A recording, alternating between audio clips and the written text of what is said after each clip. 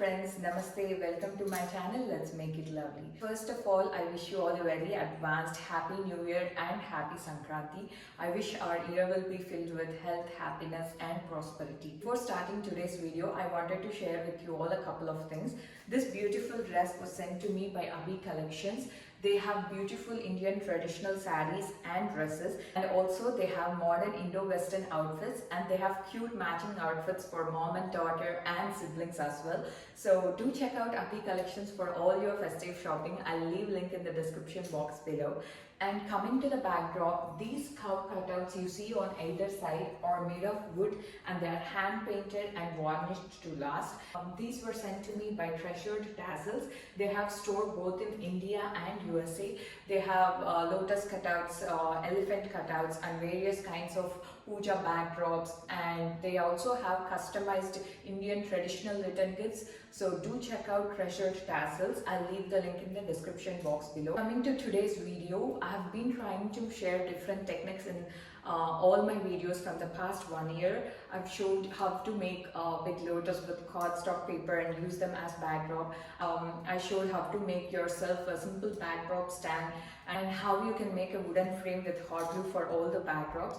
And one of the frequently asked questions is how to make a template for any cutout. So in today's video, I'm going to share with you all a simple paper cutting technique using which you can cut designs in the cardboard.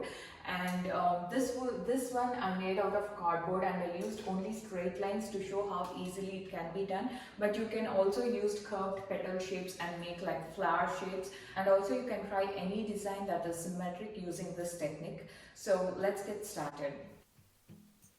First, start with a big piece of square paper. You can also use newspaper. I'm using some brown wrapping paper today. Start by folding it into half and keep going and fold 4 times as shown here. First, you'll make a rectangle and then a square, and then make it into a triangle and one more triangle.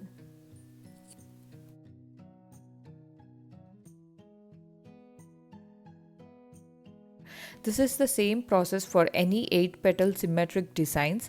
You can try any petal shape or even little rangoli designs that are symmetric. I will leave links to few paper cutouts that I liked in the description box below. You have to draw half of the desired petal shape on this triangle starting from the folded side.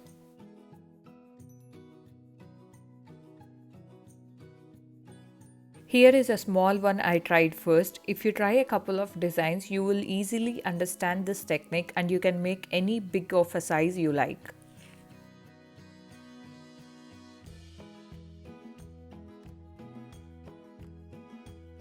Under the petal shape, I'm adding a small half diamond shape to create the diamonds in circle. Hold the paper firm and tight and make the cut.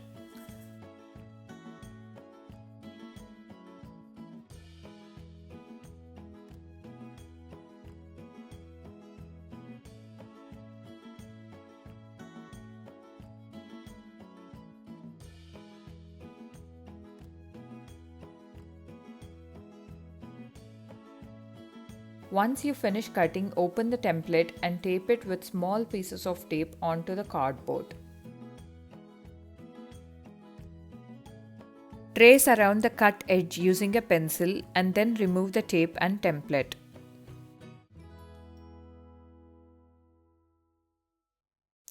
This is how it looks in the close-up.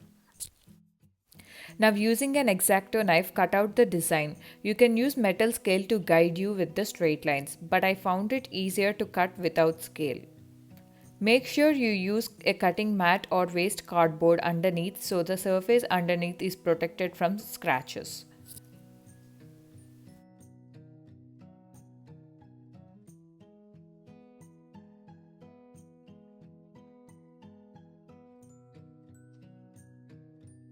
The centerpiece is almost ready. Take it outdoor and place it in a cardboard box or on an old newspaper and spray it with color of your choice.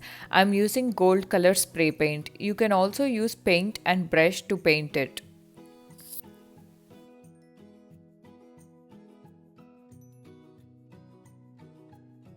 Next, I am attaching these rose bunches I made to the back of this piece using hot glue.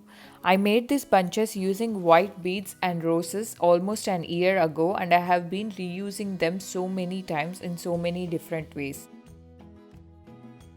I also stuck a marigold and a rose in the center. Next, I attached these rose bunches to the marigold garlands as well. I usually use thick thread like this one to tie the bunches to the garlands, but this time I wanted to share a new tip with you all. These are Christmas ornament hangers that are nothing but thin wires. They come in huge packs for $1 around this time of the year. These are so handy to attach small hangings to almost anything. Simply attach them using thin wire and twist the wire to secure. You can easily untwist and detach after you are done using.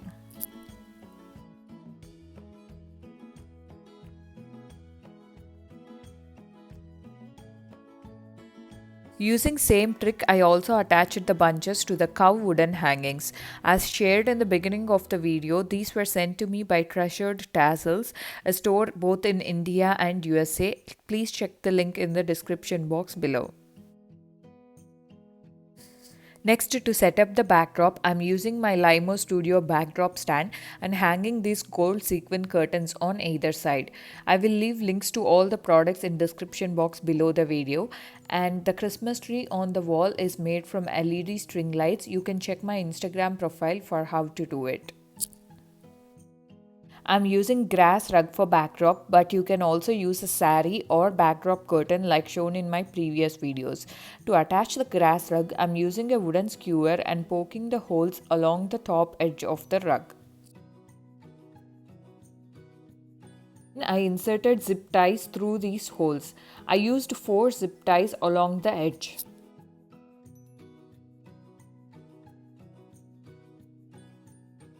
Using the zip ties, I attached the rug to the stand.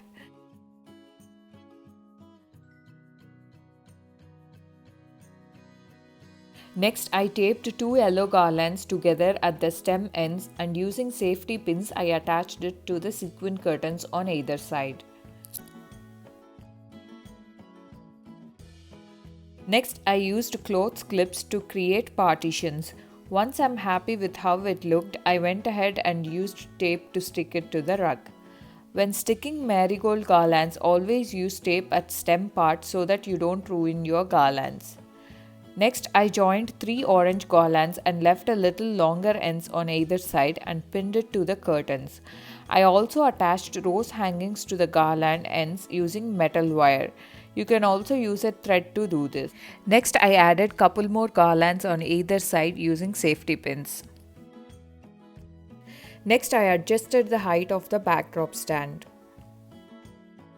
To attach the centerpiece, I used double-sided foam tape on the back. Just make sure you press the rug and the centerpiece together so they adhere properly. To attach the cow, I poked a hole through the rug and used thin metal wire to push it through the rug and twisted the wire at the back to keep it in place. If you are using a fabric backdrop, you can use safety pins or use transparent thread or backdrop cloth colored thread and hang it from the top of the stand. That's it, the simple backdrop is ready. I hope you find these techniques helpful.